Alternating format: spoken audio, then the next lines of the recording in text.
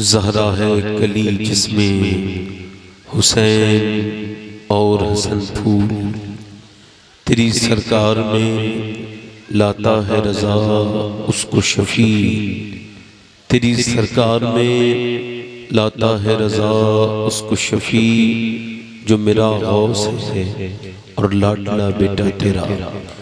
मोहब्बत के साथ बारगाह रिसालत में दुरूद पाक का नजराना पेश कीजिए। पूरा मजमा बाबा से बुलंद दुरूद पाक पढ़िए। पढ़िए अल्लाहुम्मा सल्ली अला।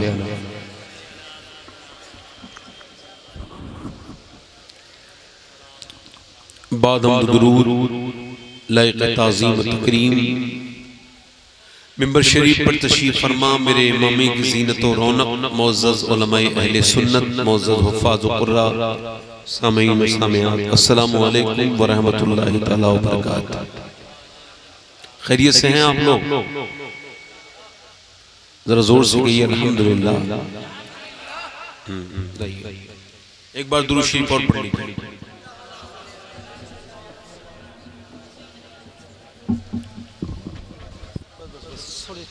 जिन लोगों को जाना हो जल्दी से चले जाएं। वैसे भी तकरीर सुनने से क्या फायदा होता है? ये जो लोग मेरा खुतबा पढ़ने के बाद जो उठे हैं, ये 5, 6, 10 लोग, ये खुश नसीब तो नहीं हो सकते। आप मुझे बताएं वो लोग खुश नसीब हैं? आला हजरत के यहाँ पर जब मिलाद शरीफ होता था और जब हदीस पढ़ी जाती थी तो कोई अगर बोलता था तो आला हजरत नाराज हो जाते थे। फरमाते थे जब हुजूर की हदीस पढ़ी जा रही है तो तुम लोग बात क्यों करते हो?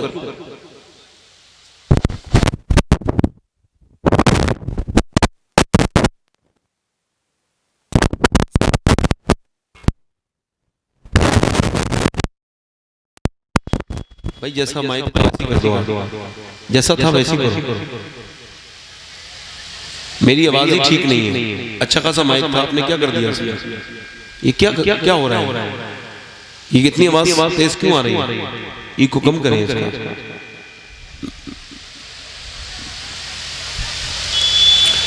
एक प्रॉब्लम तो ये भी हो रही है बहुत बड़ी जलसों में कि अब कैमरे वाले लोग आगे बैठ जाते हैं और ये माहौल ऐसा खराब करते हैं, ना सुभान अल्लाह बोलते हैं, उसमें ही लगे रहते हैं, तो पीछे वाले लोग को मामला कट जाता है।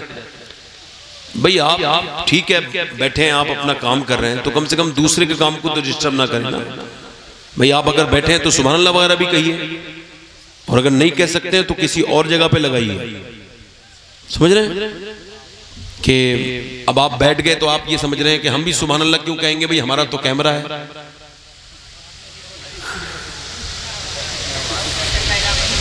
ना। भाई आप हम सब अल्लाह के बंदे हैं और उसका जिक्र सबको मिलके करना चाहिए। मिलके बोलो सुभान अल्लाह। ये तो हल्के जोर से बोलो सुभान अल्लाह। पीछे वाले जितने मुसलमान बैठे हो दोनों हाथ उठा के बोले सुभान अल्लाह। माशाअल्लाह। जो लोग सड़क पे खड़े हैं अगर अंदर आ सकते हैं, अंदर कुर्सियां हैं, मेरे बच्चे दोस्त जितने हैं। अच्छा ये आप इस बात को समझिए कि हुजूर की बगैर मर्जी के हुजूर की महफिल में कोई यहां तक घर से आ जाता है मगर यहां नहीं आ रहा है। हुजूर की महफिल में वही आता है जिसे हुजूर बुलाते हैं, और जब बुलाते हैं तो फिर खाली हाथ नहीं भेजते, फिर झोलियां भी भर भर के भेजते हैं, है ना। ये माशाल्लाह बड़ा अच्छा जलसा है। बैठे आराम से। तो देखो भाई कैमरे वाले भाई जितने बैठे हो आप, अगर आप लोग सुभान अल्लाह नहीं कहेंगे तो थोड़ा सा मसला हो जाएगा, है ना। थोड़ा सा कहो ना, है ना। आप कभी नहीं मैंने कब कहा है आप इतनी जोर से कहें? हंसे नहीं। उलमा की महफिल में कहा लगा के हंसना जिना करने से बुरा काम है। ए बेटा ए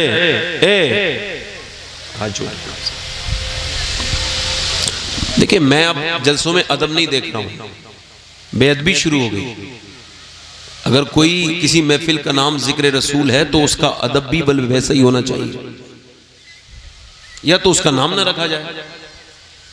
जब ये महफिल हुजूर की है तो फिर इसका अदब भी लाजिम है, फर्ज है, जरूरी है। अब कोई इसकी बेअदबी करेगा तो गुनहगार होगा। अब मैं आपसे पूछता हूं, बताएं खैरियत से हैं आप लोग?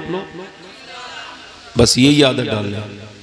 पहला सबक ये लेके जाएं कि चाहे हालात कैसे भी हों, किसी को अपने हालात ना बताएं।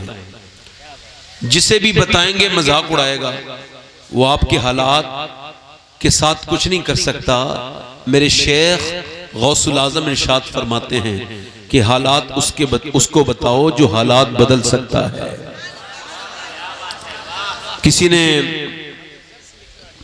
किसी ने जो है वो शेख सादी से पूछा क्या हाल है, तो रोने लगे। ये वाकया भी मोहब्बत में बारहा गुजरा। किसी ने हाल भी पूछा तो आंख भर आई। तो पूछा हुजूर मैंने कोई गुस्ताखी कर दी? मैंने तो ये पूछा है आपका क्या हाल है? क्या लगे मैं यूं ही तो रो रहा हूं, क्या बताऊं। अल्लाह की नेमतें खाते खाते मेरे दांत टूट गए, मगर आज तक मेरी जबान उसकी नाशुक्री से बाज नहीं आई।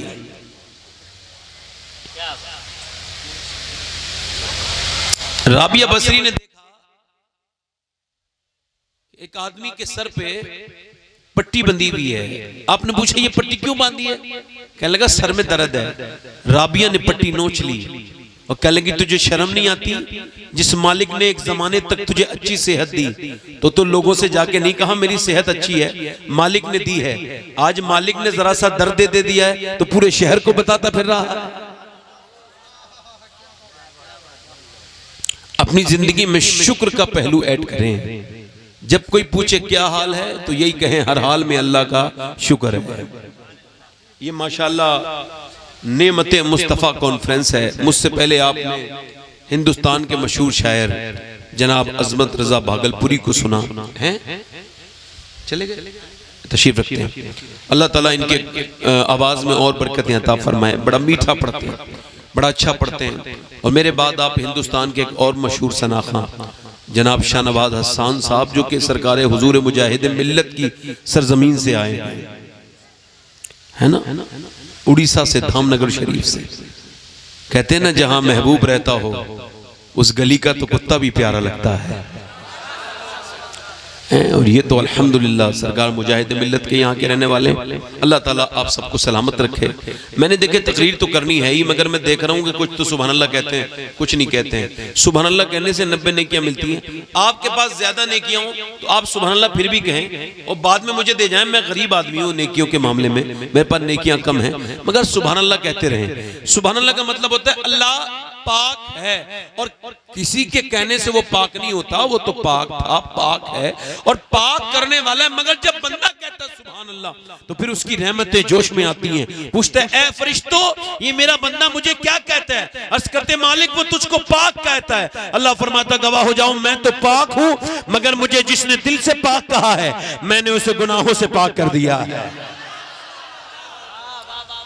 मैंने तकरीर तो करनी है ही, मगर 2-3 शेर पढ़ने को दिल करता था। इजाजत है तो पढ़ दूं?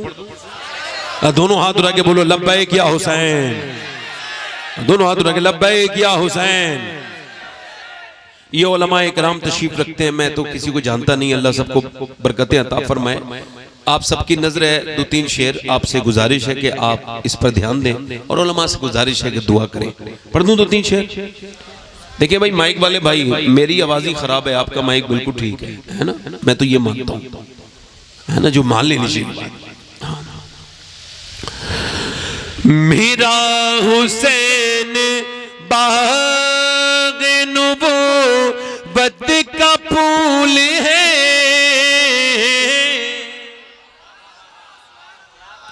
मेरा हुसैन बाग नबूवत का फूल है, मेरा हुसैन बाग, मेरा हुसैन बाग नबूवत का फूल है। मौला अली की जान है, खूने बतूल है, मौला अली की जान है, खूने बतूल है। और गुजरा जहां जहां से नवासा रसूल का, गुजरा जहां जहां से नवासा रसूल का, अब तक वहां खुदा के करम का नुज़ूल है।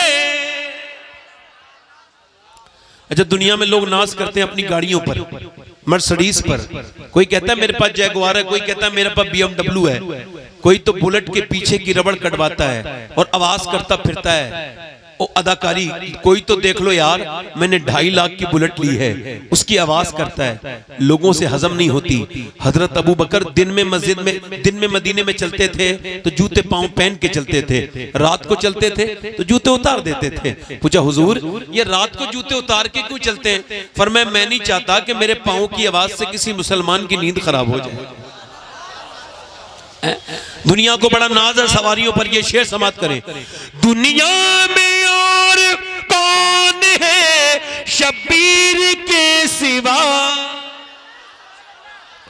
दुनिया में और कौन है शब्बीर के सिवा, ऐसा सवार जिसकी सवारी रसूल है। माशाअल्लाह, ऐसा सवार जिसकी सवार रसूल है। सुभान अल्लाह। और दाता साहब लिखते हैं, दाता लाहौरी लिखते हैं, एक आदमी इमाम हुसैन के पास आ गया, कहने लगा कुछ इब्ने रसूल, कुछ हुजूर अल्लाह के नाम पे मिलेगा? आपने फरमाया अभी तो नहीं मिलेगा, थोड़ी देर ठहरो, आराम करो। वो कहता है मैं रुक गया तो रात बड़ी हो गई, फिर भी कोई नहीं आया। मैंने कहा हुसैन मुझे बड़ी देर हो रही है, मेरे बच्चे बड़े भूखे हैं। हम तो किसी को 10 रुपए देते हैं ना तो 10 बार जलील करते हैं। तुझे शर्म नहीं आती भीख मांगने से पहले? अच्छा वो शर्म आती तो आपके पास आता, वो क्यों आता आपके पास? आप उसे जलील करते हैं। हजरत अली नमाज पढ़ने जा रहे हैं, एक आदमी कहने लगा हुजूर मेरे घर में फाका है, बड़ा भूखा हूं, मुझे कुछ दे दें। आपने फरमाया ले मेरी ऊँटनी पकड़, मैं नमाज पढ़ के अभी आता हूँ, फिर तुझसे बात करूंगा। आप नमाज पढ़ने गए, वो ऊँटनी लेके रफू चक्कर हो गया। आप जब वापस आए, लोगों ने कहा हुजूर वो आपकी ऊँटनी ले गया। फरमाया वो नहीं भी लेके जाता, मेरी नियत थी मैं फिर भी उसे दे देता। इमाम हुसैन फरमाते हैं कि वो आ गया। दाता साहब लिखते हैं कि वो कहने लगा हुजूर बड़ी देर हो गई। फरमाया थोड़ी ताखीर हो गई। वो कहता है 3 ऊँटनों पर बंधी हुई ऊँटनियों पर, ऊँटों पर बंधे हुए सोने के सिक्के, तकरीबन 20,000 सिक्के सोने के होंगे। कहते मेरा दिल में आया कि अगर हुसैन ने एक भी सिक्का दे दिया ना सोने का तो मेरा तो काम ही हो जाएगा। मगर हुसैन ने क्या कहा, आपके लिए मैं माजरत चाहता हूं कि आपको थोड़ा वक्त हो गया, इंतजार करना पड़ा। इमाम हुसैन ने फरमाया ये सारे सिक्के आपके हैं। अल्लाह अकबर। कह आंखें फैल गई, हुजूर ये सारा सोना कहाँ, ये सब तुम्हारा है? कहा हुजूर ये ऊँटनियां, कहा ये भी वापस न देना, जो हम चीज अल्लाह की राह में दे देते हैं फिर वापस नहीं लेते, ये वापस कर दिया। अल्लाह अकबर। तवज्जो करें, जब वो चला गया किसी ने पूछा हुसैन इतना इतना एक बार में कैसे दे दिया, आप इतना कैसे दे देते हैं? फरमाया मैं अपनी माँ फातिमा की वजह से दे देता हूँ। मेरी माँ फातिमा ने कहा था हुसैन अगर तेरे दरवाजे पे मांगने के बाद बंदा किसी और दरवाजे पे जाके मांगे तो फिर तूने क्या दिया? मांगने वाले को एक बार में इतना दे दे कि फिर वो भिखारी न रहे, बादशाह बन जाए। नारे तकबीर, नारे रिसालत, मसलके आला हजरत, नारे तकबीर, नारे रिसालत। माशाअल्लाह। तू के दर से मांग ले जो चाहे जी करे, मालिक सभी जहान के आले रसूल है। माशाअल्लाह, सुभान अल्लाह, सुभान। और जिसके लिए यजीद ने इतने सितम किए, वो ताज तो हुसैन के कदमों की धूल है। माशाअल्लाह, सुभान अल्लाह, सुभान। देखिए मेरी तकरीर शुरू हो रही है, इको थोड़ा और कम करके आवाज बढ़ाएं। तकरीर मेरी शुरू हो रही है, इंशाअल्लाह मैंने 1 घंटा तकरीर करनी है और 1 घंटा आप अब से गिन लें। मेरी तकरीर का उन्वान आज थोड़ा सा मेरी तकरीर के खिलाफ है। मैं पुराने जमाने में बड़ी तकरीर करता रहा हूं कि माँ बाप की इज्जत करो, हालांकि मैं इससे अब रुजू नहीं कर रहा हूं, मगर मैंने एक पहलू और सोचा है। मैं ये कहता हूं कि अगर सिर्फ ये कहा जाए कि बच्चे नाफरमान हैं तो ये फिर पूरी बात ठीक नहीं होगी। सिर्फ बच्चों की गलती है तो ये बात पूरी नहीं होगी। गलती सिर्फ बच्चों की नहीं होती, माँ बाप की भी होती है। मेरी आज की तकरीर माँ बापों के खिलाफ है। सुनेंगे आप लोग? नहीं सुनेंगे? सबसे बड़ी नेमत जो हमें मिला है वो दीन है। बोलो तो सही जरा, कहां चले भाई? ठीक है, जाने, हंस क्यों रहे हैं आप, जाने दीजिए ना, मैं पूछ रहा हूं ऐसे। मास्टर जब पढ़ाता है तो पूछता है नहीं पूछता है, तो मेरा भी हक है कि नहीं है? तो फिर क्या हो गया, आपने पूछ लिया तो भाई मैं भी तो इतने बड़े बड़े स्टूडेंट पढ़ा रहा हूं, तो थोड़ी बहुत तो मुझे मेहनत करनी पड़ेगी। मैं यह कहता हूं कि अगर कोई ये कहे कि बच्चे नाफरमान हैं, फुज़ैल बिन इयास घोड़े पे बैठ के जा रहे हैं, घोड़ा बिदकने लगा, बिदकना समझते हैं, शरारत करने लगा, आउट ऑफ कंट्रोल हो गया। आपने घोड़े को बांधा, मुसल्ला लिया, नमाज पढ़ने गए, देखा कि नमाज में रो रहे हैं, किसी ने को हुजूर घोड़ा परेशान कर रहा था, घोड़े को ठीक करते, ये आपने नमाज पढ़ना क्यों शुरू कर दी? कहने लगे मुझे हुजूर की हदीस याद आ गई, अल्लाह के रसूल फरमाते हैं कि जब बंदा अपने मालिक का कहना नहीं मानता है तो उसके नीचे वाले उसका कहना नहीं मानते। तो मैं समझ गया कि मेरा अल्लाह मुझसे नाराज हो गया, जो मेरा घोड़ा मेरा कहना नहीं मान रहा है, तो मैंने सोचा पहले अपने मालिक को राजी कर लिया। अगर बच्चे परेशान कर रहे हैं, बीवी परेशान कर रही है, तो लड़ने के बजाय मस्जिद में जाओ और जाके अल्लाह के सामने रो, मेरे मालिक ऐसी कौन सी नाफरमानी हो गई जो मेरी औलाद मेरी नाफरमान हो गई है?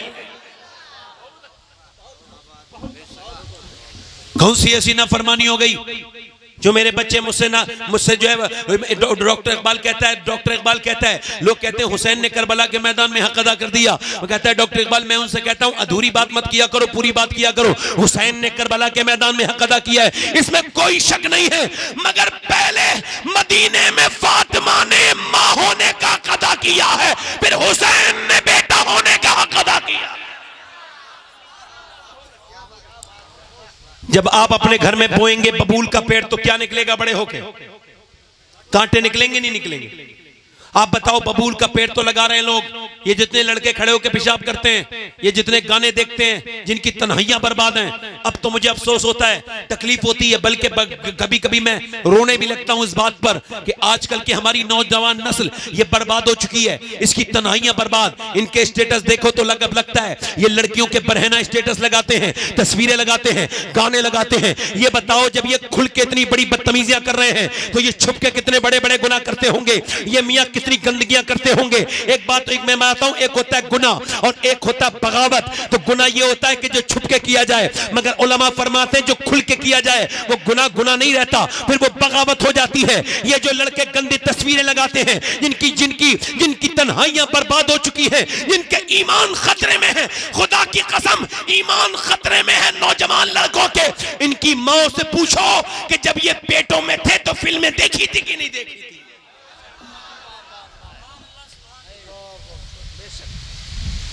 कहते साहब हमारे बच्चे ना वो मोबाइल नहीं छोड़ते। एक साहब कह रहे थे मेरे बच्चे मोबाइल नहीं छोड़ते। मैंने कहा आप छोड़ते हैं? आपकी बीवी छोड़ती है? मां के पेट से लेके आए थे वो मोबाइल?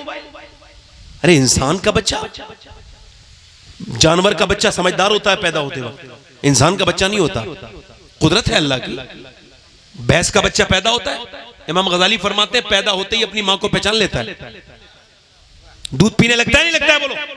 मगर इंसान का बच्चा, आपने देखा होगा 99% मौलवी अपने माँ बाप के फर्माबरदार होते हैं। बोलो होते हैं कि नहीं होते हैं? 1-2% होगा कोई तो उस जलील की तो बात भी नहीं करना चाहते हम। 99% क्यों? कहते हैं इमाम गजाली कहते हैं इस वजह से कि जब बच्चा 1 साल का हो जाए, बोलना शुरू हो जाए, तो तुम अपने बच्चे को गोद में लेके पढ़ाना क्या, उससे कहना अल्लाह अल्लाह अल्लाह अल्लाह अल्लाह, बच्चा कहेगा अब्बा अब्बा अब्बा अब्बा अब्बा। अब आप कह रहे हैं अल्लाह अल्लाह अल्लाह अल्लाह अब्बा अब्बा, वो कहता नहीं है, उससे अल्लाह कहलवाता है देख बंदे तूने इसे मेरा नाम सिखाया है, मैंने इसे तेरा नाम सिखा दिया है।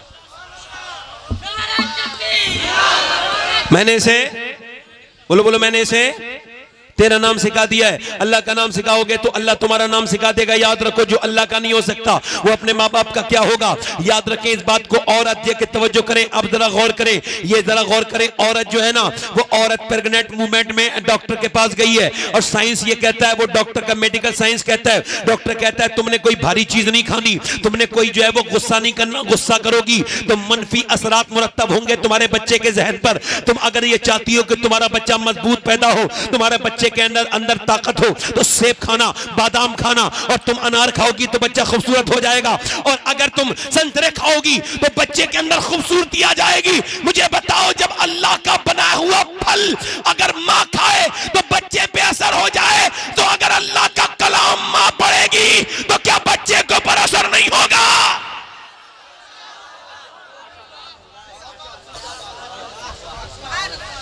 बोलो तो सही, जरा बोलो तो सही, होगा कि नहीं होगा असर? बोलो बोलो, होगा कि नहीं होगा असर? माँ जरा माँ जनाबे वाला ये याद रखें, एक औरत जब सुधरती है, एक औरत जब बिगड़ती है तो उसका पहले उसका बेटा बिगड़ता है, फिर उसका पोता बिगड़ता है, उसकी पोती बिगड़ती है, उसकी बेटी बिगड़ती है, उसकी बेटी की बेटी बिगड़ती है, उसका नवासा बिगड़ता है। एक औरत अगर ठीक हो जाए तो नस्लें सुधर जाती हैं, और एक औरत बिगड़ जाए तो नस्लें बिगड़ जाती हैं।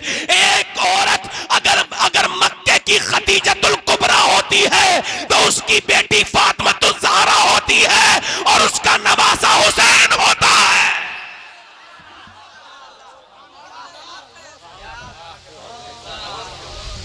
बोलो तो सही जरा, सुभान अल्लाह। मुस्कुरा के तो बोलो सुभान अल्लाह।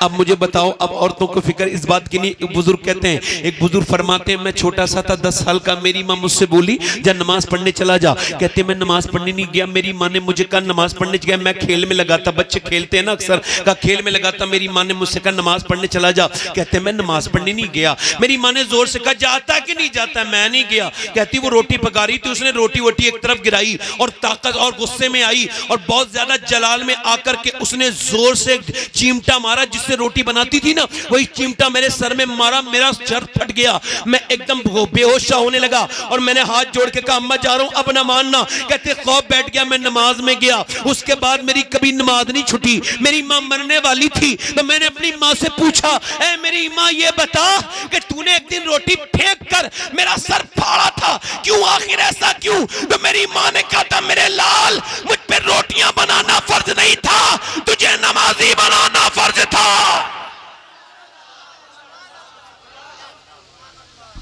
और ये सुभान अल्लाह तो कहो, ये तो अच्छी बात है, मगर अपने अपने घरों को तो देखें हम लोग।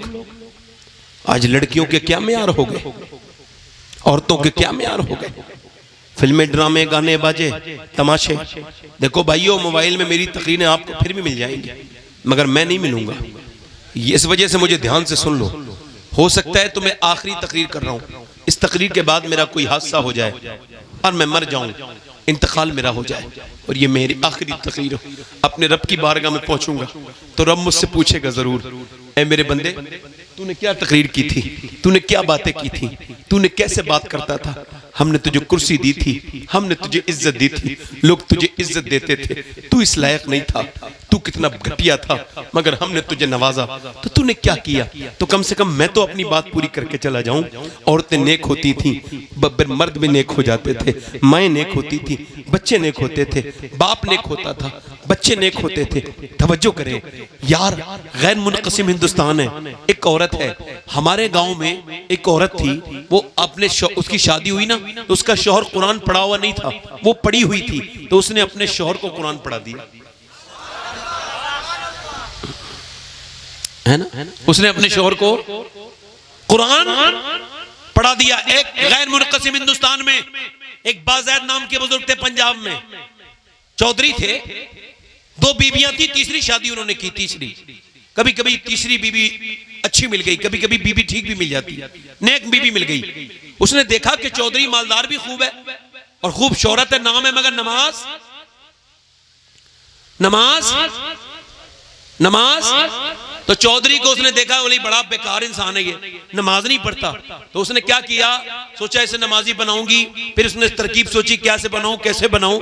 मियां सुने, पहले लोग बैठक बनाते थे, बैठकों में रहते थे, यानी उनका एक मेहमानों वाला जो है घर अलग होता था, एक रूम में कमरा बाहर घर की साइड में बना होता था। क्योंकि वो बेशरम नहीं थे, अब्बा हया थे, वो अपने दोस्तों को बैठक में बिठालते थे, बेशर्माई और बेहयाई के साथ अपनी बहनों के सामने लाके नहीं खड़ा कर देते थे, अपनी बीबी को चेहरा नहीं दिखाते थे। तब जो है कि नहीं, कुछ लोग तो अपने घरों में घुसा लेते हैं और दोस्तों को ऐसा लगता है कि अपनी बीबी को दिखाने लाया है। माज़अल्लाह इतनी बेगैरती की मामलात हैं, अल्लाह माफ करे यार, जरा गौर करे। वो जो औरत है ना, उसने देखा आदमी सोता है, उसे उसे दूध लेके जाता है रात को नौकर, उसने दूध का पैरा नौकर से लिया, कहा आज से तुम दूध लेके नहीं जाओगे चौधरी के लिए, मैं लेके जाऊंगी। वो दूध लेके पहुंची, चौधरी ने उसे देखा, कहा तुम क्यों दूध लेके आई हो। तो वो मेरा नौकर दूध लेके नहीं आया। कहा मेरा ज्यादा हक बनता है आपकी खिदमत करने का। कहा ठीक है। उसने दूध दिया, उसके बाद उसने गिलास से दूध पिया और फिर वो औरत कहने लगी हुजूर अगर आपको तकलीफ ना हो तो आपके पांव दबा दूं। कहने लगी ठीक है। अब वो पांव दबाती रही, 10 मिनट 5 मिनट आधा घंटा लगातार पांव दबाए। तो चौधरी की आंखों में नींद आ गई, वो सोने लगा। तो कहने लगी चौधरी साहब मैं तो जा रही हूं, आपकी आंख में नींद आ रही है, अगर इजाजत हो तो सुबह फजर में नमाज के लिए उठा दूं।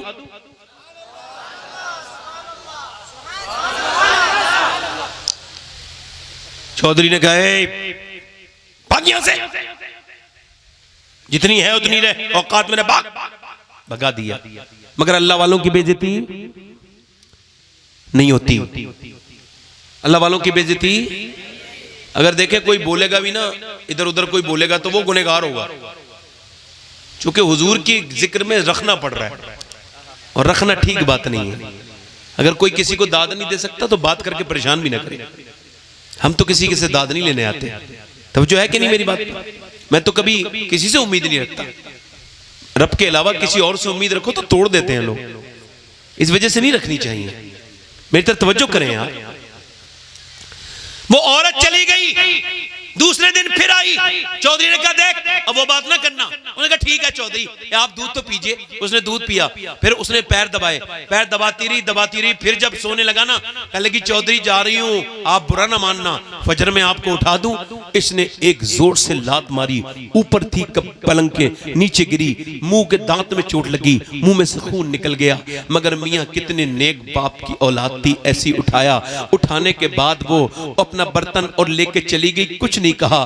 कितनी अच्छी परवरिश की थी उसके माँ बाप ने उसकी, कैसी शरीफ औरत थी। चली गई और चलने के बाद फिर दूसरे दिन भी आई। रोज गाली खाती थी, पिटती थी, मगर रोज आती थी वही बात कहती थी, पांव दबाती थी, नमाज को उठा दूं। एक दिन चौधरी बोला तू अच्छे खासे घर की है, तेरा बाप भी चौधरी है, तेरा भाई भी मालदार है, तू रोज दलील होती है, आखिर तू क्यों नमाज के लिए मुझसे कहती है। तो कह लगी चौधरी बात यह है मैं नमक हलाल हूं, नमक हराम नहीं हूं, आपका नमक खाती हूं। अगर आप नमाज नहीं पढ़ेंगे तो जहन्नम में चले जाएंगे, और एक बीबी ये कभी पसंद नहीं करेगी कि उसका शौहर जहन्नम में चला जाए। चौधरी आप नमाज पढ़ लिया करो। इतना सुना था चौधरी की आंखों में आंसू आ गए। कहने लगे सुबह को तू ना उठाना, मैं तुझे उठाऊंगा। सुबह को चौधरी ने उठाया। अब जब चौधरी और दोनों नमाज पढ़ने लगे, जब चौधरी सजदे में गया तो औरत भी सजदे में जाके रो के बोली मालिक बड़ी पिट के जिल्लत सह के यहाँ तक लाई हूँ, मेरे मालिक यहाँ तक लाना मेरा काम था, इसका दिल बदलना तेरा काम है,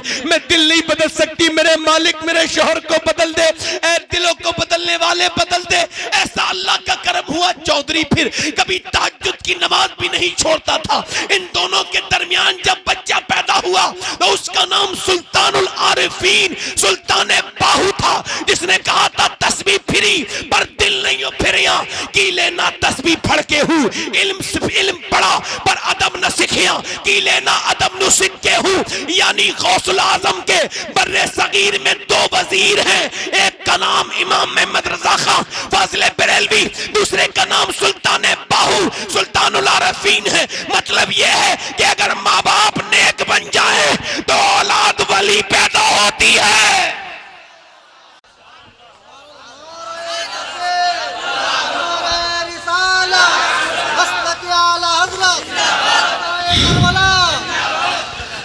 मियाँ आप मुझे बताओ, अगर आप ये कहेंगे मदीने के सहाबा लाजवाब है तो मैं कहूँगा आप बिल्कुल ठीक कह रहे हैं। अगर आप सहाबा को ना भूले हो तो वो लाजवाब है।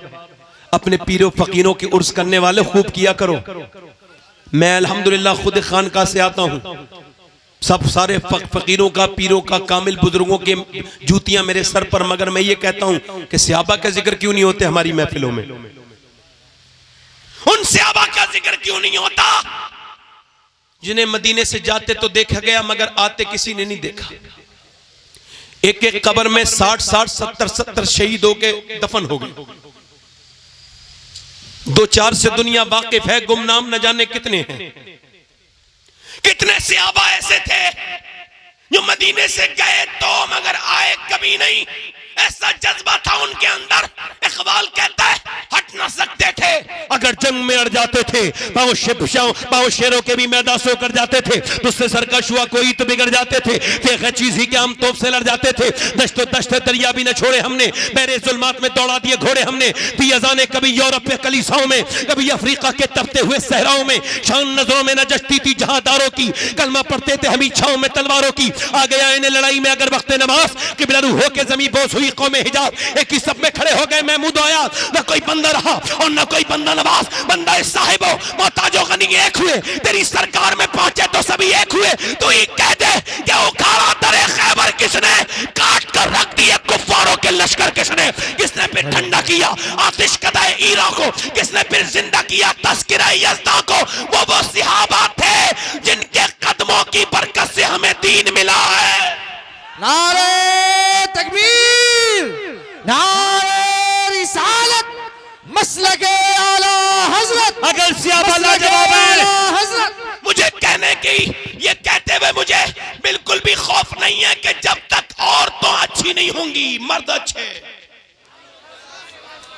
अगर माँ इजाजत न देती तो बेटे जाते। मदीने के मर्द लाजवाब है तो मदीने की औरतें भी तो लाजवाब हैं। बोलो तो सही तरह सुभान अल्लाह, बोलो तो सही तरह। मदीने की आज मैं एक सफर में था तो एक गैर मुस्लिम खातून थी, वो बिल्कुल बराबर में थी। मुझसे कहने लगी मौलाना साहब, मैं कहा जी। बोली मुसलमानों क्या इज्जत औरतों की नहीं करते? मैंने उनसे कहा आपको किसने कहा? कहने लगी ऐसे लोग कहते हैं, मीडिया कहती है। मैंने कहा मीडिया तो जब तक एक एक घर में इस्लाम नहीं दाखिल होगा ना, जब तक मीडिया तो मानने वाला है ही नहीं। मीडिया जब तक सुकून से नहीं बैठेगा जब तक एक एक घर में इस्लाम ना पहुंच जाए। चूंकि इस्लाम हमारा है, बातचीत वो कर रहे हैं। हम आराम से सो रहे हैं, वो अजान पे डिस्कस कर रहे हैं। हम सुकून से बैठे हैं, आराम से हमारी बातों में वो बात कर रहे हैं। अब बताओ कितना पैसा खर्च होता है इतना काम करने में जितना मीडिया वालों से काम ले रहा है अल्लाह। बताओ यार, ये मीडिया वाले समझ रहे हैं ये हमारे खिलाफ है, काम इनसे हमारा परवरदिगार है। अल्लाह जिससे चाहे काम ले ले। भाई वो फिरौन के घर में मूसा को पलवा ले, उसकी शान है भाई, है किसी से काम ले ले। मैंने उससे कहा मेरी बहन तुम औरत की इज्जत की बात करते हो, मेरे नबी ने इतनी इज्जत दी। फरमाया मेरे आका ने कि सारे नबियों की नस्ल बेटों से चली है, मुझ मोहम्मद की नस्ल मेरी बेटी फातिमा से चलेगी। मदीने की औरतें भी लाजवाब। बोलो बोलो बोलो। मदीने की औरतें, मदीने की औरतें, मदीने की औरतें लाजवाब। बताओ वो औरतें इजाजत न देती। अच्छा मेरी तकरीर वो तो समझ ही लेगा कम से कम, जो अपनी बीवी के मना करने पर अपनी बहन के घर तक नहीं जाता, तो समझ जाएगा ना मेरी तकरीर को कि मैं क्या कहना चाह रहा हूं, है ना। बड़ी बहस चल रही बीबी का गुलाम कौन होता है। मैं बताऊं बीबी का गुलाम कौन होता है? जो बीबी का कहना माने वो गुलाम नहीं है। जो बीबी का झूठा खा ले पी ले वो भी गुलाम नहीं है। जो बीबी के मैके वालों की इज्जत कर दे वो भी गुलाम नहीं है। हाँ, जो बीबी के कहने पे सगे रिश्तेदारों को छोड़ दे वो पक्का गुलाम है, कन्फर्म। इसे तो सनद देनी चाहिए, सनद याफ्ता गुलाम। तवज्जो है कि नहीं भाई? मदीने की औरतें लाजवाब। बोलो। मेरे नबी पाक ने फरमाया कि देखो वो जो कुफार है ना, वो ये कहते हैं कुफार मक्का के वो रस्सियां लेकर के आ रहे हैं और वो कहते हैं कि नबी को बांध के लेकर के जाएंगे। कितने लोग ऐसे जो अपनी अपनी जानें कुर्बान कर देंगे। औरतों ने जब ये सुना है तो कड़ियल कड़ियल जवान दिन भर आते रहे, दिन भर औरत जवान आते रहे, मियां जवान जवान लोग आते रहे नबी पाक के पास, मियां जवान जवान लड़के आते रहे, औरतें अपने बेटे को लेकर आती थी, बहनें अपने भाइयों को लेकर के आती थी, बीबी अपने शौहरों को लेकर के आती थी और अर्ज करती थी हुजूर किसी ने नहीं कहा इन बच्चे इनका हम इंतजार करेंगे या ये खैरियत से आ जाएं, इनका ख्याल रखिएगा। हर औरत यही कहती थी मेरे बच्चे को, मेरे बेटे को, मेरे भाई को, मेरे शौहर को अगली सब में खड़ा कीजिएगा ताकि ये शहीद हो जाए और मैं शहीद की मां कहलाऊं, शहीद की बहन कहलाऊं।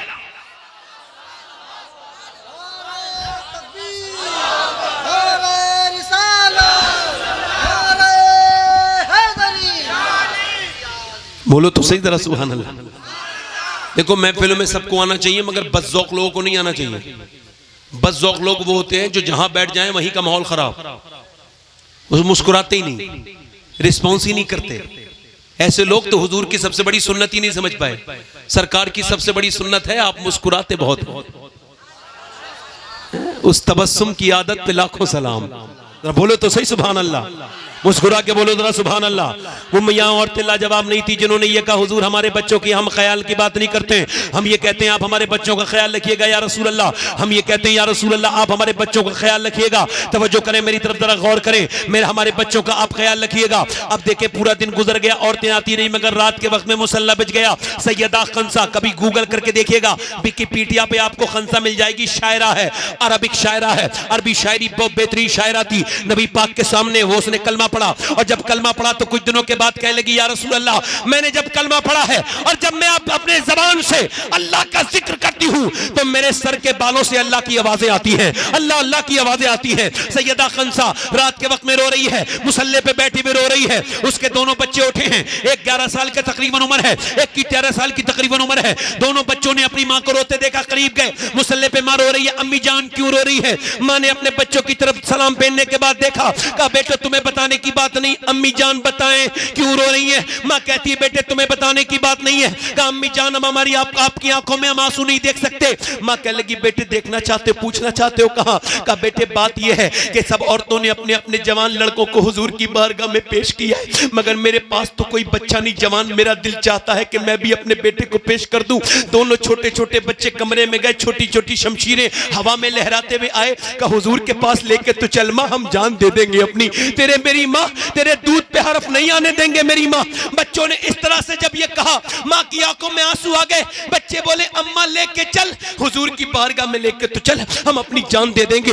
दोनों बच्चे नबी पाक की बारगाह में पहुंचे। सुबह का वक्त है, नबी ने फरमाया दोनों बच्चे छोटे हैं तो बड़े वाले ने तलवार के थोड़े जोहर दिखाए। हुजूर ने फरमाया ठीक है बड़ा वाला तो चला जाएगा मगर छोटा तो अभी बहुत छोटा है। अब अल्लाह अकबर, ये छोटे वाले ने जब देखा ना तो अपने पंजों के बल खड़ा हो गया, पंजों के बल खड़ा हुआ और उचक के बोला हुजूर आप देखें मैं भी इसके बराबर ही हूँ, थोड़ा सा ही तो छोटा हूँ। नबी ने फरमाया नहीं नहीं तुम अभी छोटे हो। अल्लाह के रसूल ने जब फरमाया तो कहने लगा हुजूर मेरी कुश्ती करा दीजिए, मैं अपने बड़े भाई से ताकत में ज्यादा हूँ, उससे ज्यादा जोर है मेरे अंदर, आप जोर आजमाई करवा दीजिए, आप कुश्ती करवा दीजिए। नबी पाक ने फरमाया ठीक है। वो करीब गया, अपने भाई से बोला देख दोनों सगे भाई हैं, अगर साथ में शहीद होंगे तो कितनी अच्छी बात है। देख ऐसा कर तू आज गिर जा, इज्जत तेरी जाएगी मगर अल्लाह तुझे इज्जतें दे देगा मेरे भाई। मैं तेरा छोटा भाई हूं, तू बड़ा भाई है, बड़े भाई कुर्बानी देते हैं, ऐसा कर तू गिर जा। जब इतना सुना मेरे नबी ने तो बच्चों की तरफ इशारा करके फरमाया जब तक ऐसे बच्चे और ऐसी माएं दुनिया में रहेंगी इस्लाम का कोई बाल भी नहीं कर सकता है। नारे तकबीर, नारे तकबीर, नारे रिसालत, नेमते मुस्तफा कॉन्फ्रेंस। माँ ने अपने दोनों बच्चों को बुलाया, दोनों बच्चे जाने के लिए तैयार हो गए। माँ ने कहा लाओ मेरे प्यारो मेरे बच्चों तुम्हारे सरों पे हाथ रख दूं। माँ आखिरी बार अपने बच्चों के सर पे हाथ रख के कहती है मेरे लालो मैंने बड़ी मजदूरी कर करके तुम्हें जो है वो पाला है, मेरे बच्चों मैंने बड़ी परेशानियां उठाई हैं, झाड़ू लगाई हैं, मैंने बर्तन धोए हैं लोगों के, मगर मैंने अपने बुढ़ापे के सहारे के लिए तुम्हें नहीं जवान किया है, इस वजह से कि अल्लाह के नाम पे कुर्बान हो जाओ। मेरे बच्चों मेरी बात सुनो, सुनो मेरी बच्चों, मेरी बात सुनो। एक बात याद रखना, बस माँ तुम्हारा इंतजार नहीं करेगी। बस एक बात याद रखना, जब तुम्हारी लाशें आए मदीने में तो जितने भी जख्म होने चाहिए सीने पे होने चाहिए, एक भी जख्म तुम्हारी पीठ पर ना आने पाए। मेरे लाल, जितने भी जख्म हो सीनों पर हो, ताकि लोग देखें तो पता चल जाए कि मदीने की औरतें बुज़दिल पैदा नहीं करती, शेर दिल पैदा करती हैं।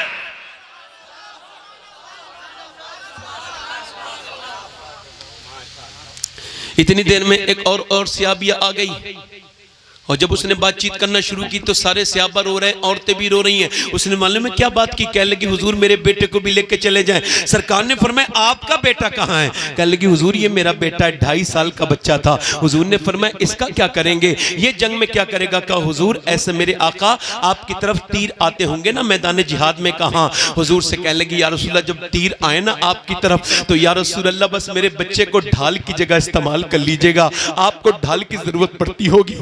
अगर 1-2 तीर मेरे बच्चे के आगे लग गया अल्लाह के रसूल तो मैं तो कामयाब हो जाऊंगी, मेरी तो कमाई कामयाब हो जाएगी। अगर आपके जिस्म से आने वाला तीर मेरे लाल ने रोक लिया। फिर बोली हुजूर इस बच्चे के अलावा मेरे पास कोई दूसरा बच्चा नहीं है। मेरे नबी पाक ने फरमाया जा अपने बच्चे को लेके चली जा, तेरा बच्चा शहीद नहीं भी होगा फिर भी तू शोहदा की माँ के साथ उठाई जाएगी। नबी मुख्तार कुल है, जिसको जो चाहे अता कर दे। यार कैसे जज्बे थे। आज की औरतें मस्जिद भेजने के लिए तैयार नहीं, नमाजी बनाने के लिए तैयार नहीं, अपने बच्चों को मियां भेज देती है काम करने के लिए तो दिल्ली बंबई, मगर मस्जिद तक भेजने के लिए तैयार नहीं। इनसे पूछो तेरा बच्चा अगर जहन्नम में गिर रहा होगा तो रोक लेगी क्या? तुझे लगता नहीं तेरा बच्चा बेनमाजी होगा तो जहन्नम में चला जाएगा? ओ मेरी बहन मेरी बेटी, अब तो तुम ये कहना चाहिए उम्मत को कि अल्लाह ने अपने हबीब को यार भी चुन चुन के दिए और रिश्तेदार भी चुन चुन के दिए। ना यारों का जवाब है ना रिश्तेदारों का जवाब है।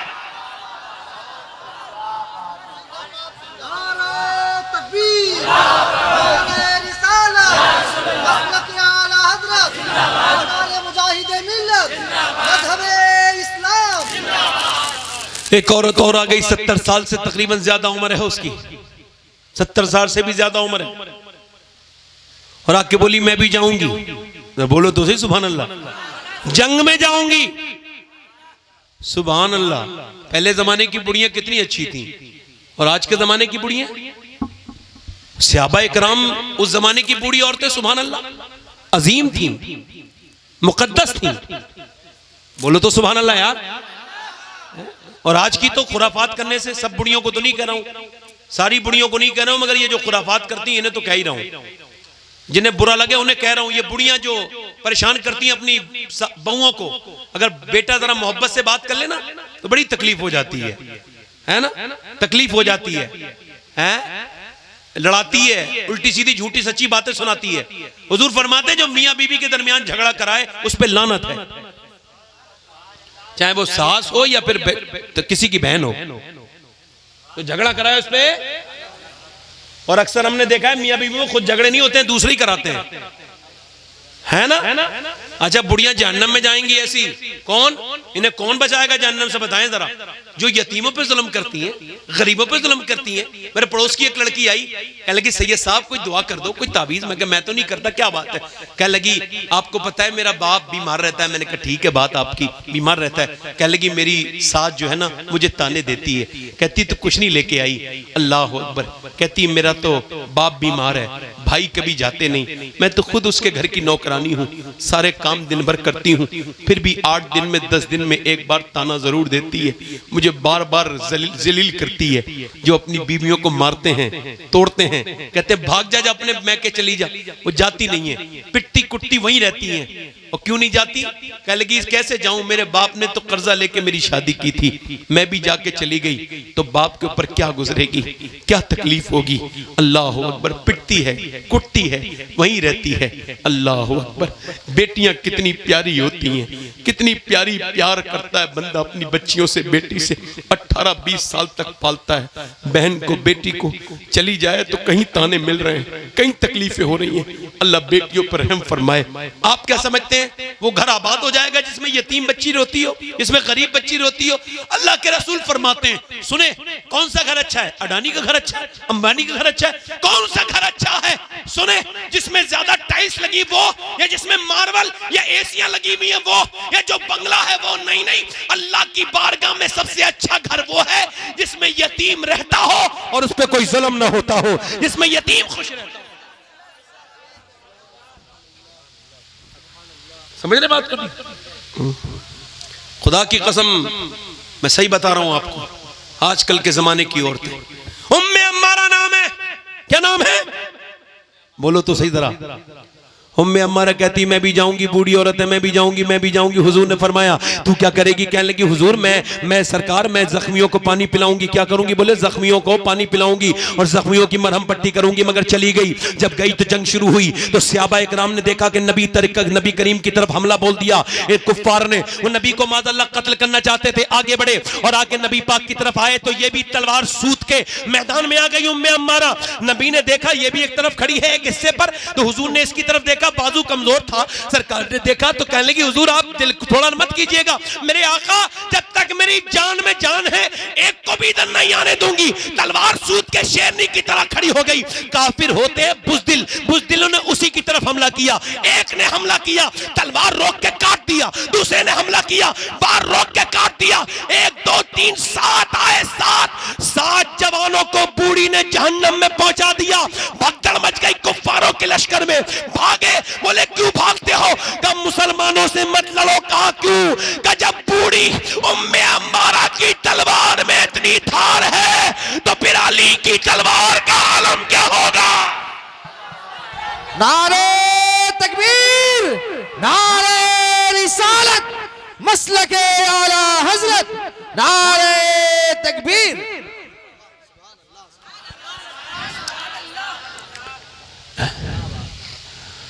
एक औरत बैठी है, ऐसी औरतें सुभान अल्लाह, जो औरतें नमाज नहीं इतने पढ़ती, घरों में सीरियल देखती रहती है, नाटक देखती रहती है, मोबाइल देखती रहती है। ये क्या समझती है जवाब नहीं देंगी क़यामत के दिन? लोग कहते हैं हुसैन ने करबला के मैदान में नेज़े पे चढ़ के कुरान पढ़ दिया। मैं कहता हूं ये शुरुआत है क्या? ये तो इंतहा है, इसका दिबाचा कहां है? मैं आप मुझे बताएं इसकी इब्तिदा कहां से हुई है, इसकी शुरुआत कहां से हुई है? बोलो तो एक बात बताओ मुझे। ए भाई करने दो तकरीर भाई।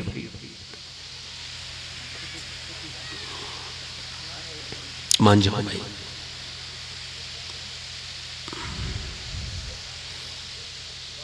आप मुझे बताएं, नहीं सुभान अल्लाह कहने तो शुरू नहीं होता मैं। तवज्जो है कि नहीं आपकी? 1 2 सिगरेट पीने से क्या किसी को कैंसर होता है?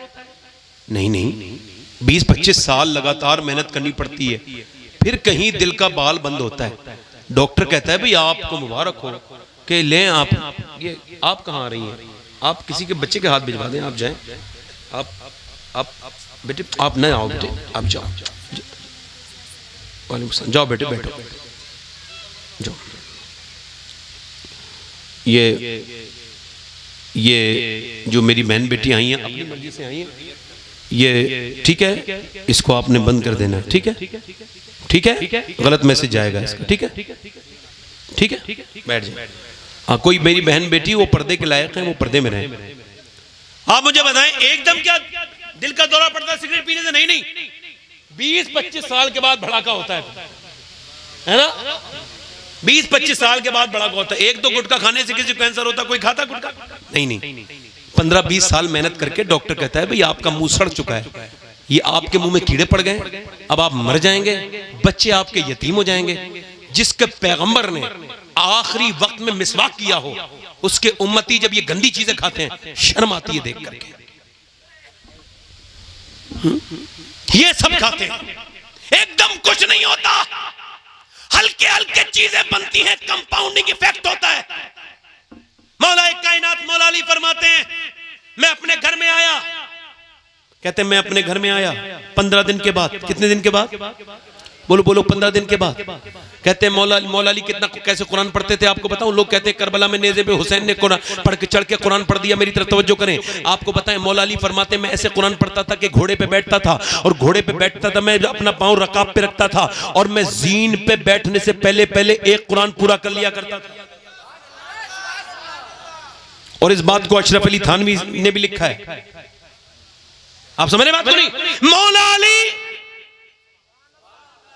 रकाब पे पांव रख रहे हैं और बैठने से पहले पहले कहते हैं 15 दिन के बाद मैं अपने घर में आया। कितने दिन के बाद? कहते हैं मेरी बीवी ने मेरा दरवाजा खोला। असल में मैं जो है ना बड़ा संजीदा किस्म का इंसान हूं, तकरीर मेरी हसास होती है, और मुझे जरा सा भी डिस्टर्ब होता है तो भूल जाता हूं अपनी तकरीर। इसी वजह से मेरी तकरीर थोड़ी सी अलग इलाकों में कमी होती है, मैं कमी आता हूं, क्योंकि जहां हसास तबीयत के लोग ना हो मेरा तो आना वो बेकार है। क्योंकि जब तक मैं एहसास ना करा दूं आपको तो किस क्या फायदा हो जाएगा। आप मेरी बात सुने, मैं आखिरी लम्हात में अपनी तकरीर कर रहा हूं और बस खत्म करने वाला हूं। जोर से बोले सुभान अल्लाह, दिल लगा के बोले। दे दे क्या दे दी, क्या लेना है? ठीक है कोई बात नहीं। हाँ आखिरी बातें कर रहा हूं मैं, अल्लाह ताला मेरी हाजिरी कबूल फरमाए। और मैं 8-9 महीने के बाद इतना डिस्टर्ब हुआ हूं जितना आज हुआ हूं। मतलब मेरी तकरीर में लोग बैठ जाते हैं, जहां जैसे बैठना होता है बैठ जाता है एक साथ, मैं तकरीर खत्म कर लेता हूं, वो बात मेरी पूरी हो जाती है। बात यह है ना कि एक बार गौस पाक तकरीर कर रहे थे, कौन तो एक चील बोलने लगी। चील को तो अकल नहीं होती ना, तो आपने ऐसे देखा चील के 2 टुकड़े कर दिए, नीचे गिर गई। ऐसे करके देखा 2 टुकड़े कर दिए, पर मैं अल्लाह रसूल का जिक्र कर रहा हूं, तू बात करती है। नीचे को गिरा दिया, 2 टुकड़े कर दिए, मर गई। अखबार और अखबार में लिखा है गौस पाक ने फिर उसे उठा दिया, उड़ जा, और जुड़ गई एक जगह, उड़ने लगी। पर मैं उड़ने के लिए नहीं कह रहा हूं, मेरी बात सुन के जा। मेरा नाम अब्दुल कादिर है, आज के बाद तकरीर करूं ना तो यहां से जाना तो आवाज मत करना। इस बार जिंदा कर रहा हूं, अगली बार जिंदा नहीं करूंगा। तेरी चिड़ियां हैं तेरा दाना पानी, आला हज़रत फरमाते तेरी चिड़ियां हैं तेरा दाना पानी, तेरा मेला तेरी महफिल है। मौला अली फरमाते 15 दिन के बाद घर में आया हूं, मेरी बीवी ने मुझे दरवाजा खोला और मुस्कुरा के सलाम कर दिया। कोई ताबीज की जरूरत नहीं, घर में मोहब्बत के लिए ताबीज मोहब्बत का ताबीज इधर उधर लाने की जरूरत नहीं है। सबसे बेहतरीन ताबीज नबी पाक की बेटी की सीरत है। जब शौहर घर में आए तो मुस्कुरा के सलाम कर दो। पहला काम है औरत जो करे, सलाम कर दिया सैयदा कायनात ने। वसीम बरेलवी कहता है थके हारे परिंदे जब बसेरे को लौटे तो सलीकेमंद शाखों का लचक जाना जरूरी है। और वो उन्होंने सलाम कर दिया। मौला अली कहते हैं मैं अंदर गया, मैंने कहा भूख लगी है फातिमा? कहते हैं वो फातिमा भूख लगी है। फरमाते हैं वो अंदर चली गई, पानी लाई, मैंने प्यास नहीं लगी, भूख लगी, अंदर चली गई। मैंने कहा खाना, कोई आवाज नहीं आई, फिर आवाज दी खाना, फिर कोई आवाज नहीं आई। कहते हैं मैंने कई मरतबे आवाज दी तो अंदर सुनोने की आवाज आई। मैं अंदर जाके देखा तो दोनों आलम के मालिक और मुख्तार की बेटी फटी हुई चादर में बैठी हुई रो रही है। मैंने पूछा सैयदा आप क्यों रोती हैं, क्या बात है?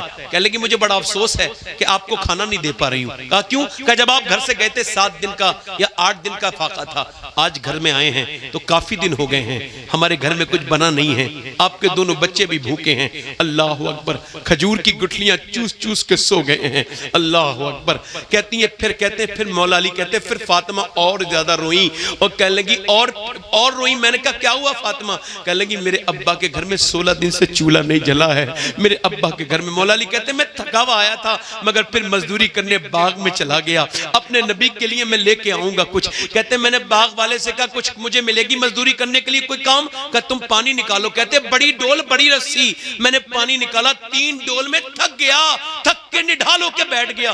फिर सोचा नहीं हुजूर को लेके जाऊंगा। कहते सुबह से लेके शाम तक 17 डोल निकाली और 17 अजबा खजूरें हुजूर की बारगाह में लेके गया, मेरे नबी की बारगाह में पेश किया। हुजूर की ने कहा अली आ गया? मैंने कहा हाँ या रसूल अल्लाह आ गया। सरकार ने कब से? मैंने कहा हुजूर ये खजूरें। कहा तेरे बच्चे तेरी बीबी भी तो भूखी है। मैंने कहा हुजूर हुजूर मुझे बच्चों से ज्यादा आपसे मोहब्बत है, या रसूलल्लाह आपसे प्यार करता हूँ। मेरे नबी ने दोनों हाथ उठाए, दुआ की, ऐ अल्लाह मैं अली से राजी हूँ, तू भी इससे राजी हो जा। फिर कहते हैं मौला अली मौलाए कायनात के, मैं हुजूर बोले चल तेरे घर जाके खाते हैं। कहते हैं मेरे घर गए और फिर खजूर हसन को दी, फिर हुसैन को दी। अल्लाह अकबर। कहते हैं नाना निकाल के देते थे खजूर का गुठली, अंदर से देते थे नवासे को। कहते हैं नवासा लेते खाते थे। मैंने आपको बताऊं, मैं इस बार मदीने शरीफ में था, मैंने अपनी आंखों से देखा हुजूर ने मेरे आका करीम हर रमजान में हर अफ्तारी में 5-5 लाख लोगों को अपने दस्तरखान में एक दिन में खिलाते हैं,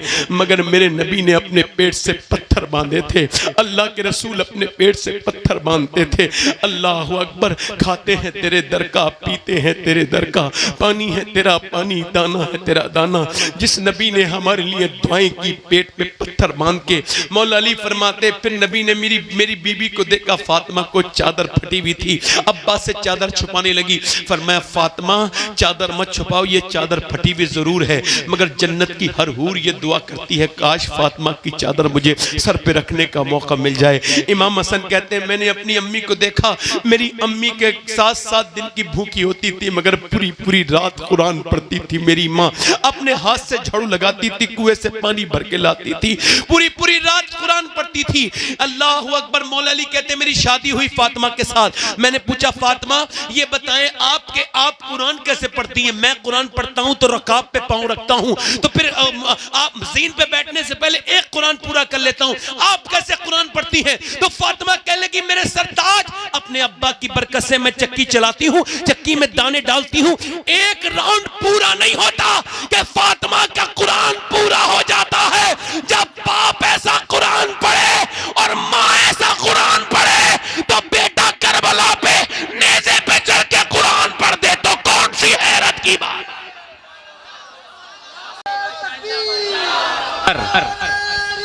या रसूल अल्लाह, या अली, या अली,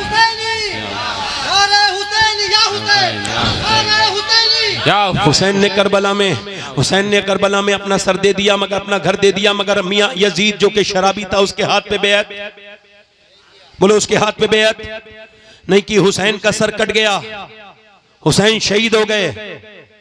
मैं करबला का वाकया बयान करने नहीं आया, मगर अगर कभी फिर आऊंगा तो करबला पर बात मैं कर सकता हूं, मगर आज मेरे मौजू में ना वक्त में है, वक्त है ना मेरा मौजू इस तरह का है, मगर इतनी बात जरूर कहूंगा कि हुसैन के पैगाम को आम करने का वक्त है। हुसैन ने सर दे दिया, मगर यजीद के आगे हाथ न दिया। हुसैन इब्ने अली है, करबला का मैदान है, हुसैन करबला के मैदान में। इमाम अली मकाम रदी अल्लाह तआला की एक बात बता के अपनी बात को खत्म करता हूं। इमाम अली मकाम रदी अल्लाह तआला अन्हु आखिरी बस रह गए, सारे लाशें उठा चुके हैं, अकेले गए हैं मैदान में। अच्छा मुझे बताओ, जो इतने लाशें उठाए, बच्चों के, भाइयों के, भतीजों के और भांजों के, सबके लाशें उठाए, वो घोड़े पे बैठने के लायक रहता है? 72 घंटे का भूखा प्यासा, नबी का नवासा, आप घोड़े पर बैठे हैं, घोड़े पे बैठ के मैदान में गए हैं, मैदान में जाके जब तकरीर की है, अब जरा गौर करें, अल्लाह फरमाता है वलनबलुवन्नकुम बिशैइन मिनल खौफि वल जुइ व नक्सिम मिनल अम्वालि वल अनफुसि वस समरात व बशिरिस साबिरीन। मैं तुम्हें आजमाऊंगा, वलनबलुवन्नकुम, मैं तुम्हें आजमाऊंगा, कभी भूख से, कभी प्यास से, कभी बच्चों से, कभी खौफ से। हुसैन को करबला में एक ही दिन में भूख से भी आजमाया गया, बच्चों से भी आजमाया गया, प्यास से भी आजमाया गया, डर से भी आजमाया गया, मगर हुसैन ने जब करबला में अपनी आखिरी तकरीर की तो लहजे में कोई इबाम नहीं था, गुफ्तगू न सर की न थिर की न लहजा जरा सा इधर उधर हुआ, बल्कि नबी की चुसाई हुई जबान का असर वो था कि जब नबी ने खैबर के मकाम पर अल्लाह के रसूल ने जब वो गोश्त खाया जिसमें मिला हुआ था खून, जिसमें मिला हुआ था जहर, तो जब गोश्त की बोटी आपकी जबान पे आके रखी गई तो गोश्त की बोटी बोलने लगी और बोली हुजूर मुझे ना खाइए, मेरे अंदर जहर है। तवज्जो करें, उलमा लिखते हैं वो इस वजह से गोश्त बोला बेजान कि नबी का लुआब जिस बेजान पे लग जाए उसे अल्लाह ज़बान अता कर देता है। मुझे बताओ, जिस गोश्त को एक बार नबी का लुआब लगे वो तो बेजान होके बोले, तो फिर वो हसन और हुसैन कैसे बात करते होंगे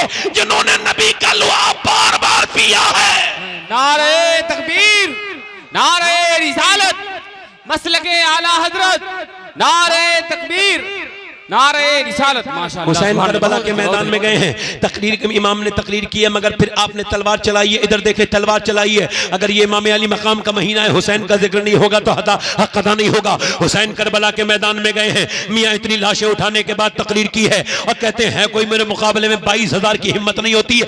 अकेले मेरे इमाम ने जब देखा 22,000 में कोई नहीं निकल के आता तो अकेले ने 22,000 पे हमला कर दिया। जब तलवार चली है तो ऐसा लगता था लोगों को कि बदर में अली की तलवार चल रही है या ओहद में अली की तलवार चल रही है। मगर इन्होंने तीर मारे, तीर तीर तीर दूर से मारे। जब तलवार वाली जंग शुरू हो जाए ना तो तीर मारना बुज़दिली है, मगर तीर मारे। तीर इमाम के सीने लगा, वापस पलटे। ये पैगाम सारे सुन्नियों के नाम, वापस पलटे। ज़ैनब के पास आए, ज़ैनब क्या तुम रोई थी? तो बहन बोली हाँ मेरे भाई, तो आप मेरी माँ जाए हो, जब आपके सीने में तीर लगा तो मुझे तकलीफ होने लगी, मैं रो दी, मेरी आवाज बाहर चली गई। फरमाया ज़ैनब अभी तो मेरी तीर लगा है, अभी तो मेरी लाश पर घोड़े दौड़ते देखोगी।